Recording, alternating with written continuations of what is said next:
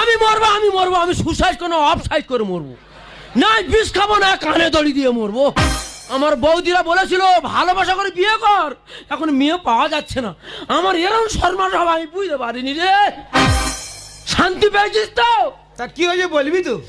শান্তি পেয়েছিস তো? হাজার খুনতি জানিস তো?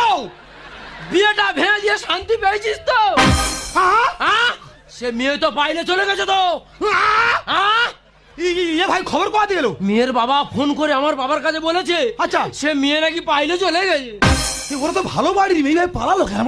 এই শোনো, আমি ভিতরে গিয়ে ফেসে আসছি। কোথায় পাও আমাকে খেতে দেবে? আমার একটাই মিঠিন আছে। আরে একটা মাস মিশে দেখ, আমাদের বাড়ির পরিবেশ দেখ, আমাদের বংশবনে দেখ, পা থেকে মাথা বন্ধ গয়নায় ভরে দেবো, 3-4 জন ধরে হাঁটাবে, পাইলে চলে গেলি। থাম থাম। আরে আমি ভাবতে পারছি না ওরা ভালো পরিবেশ বাড়ির মেয়ে, এইভাবে পালালো কেন?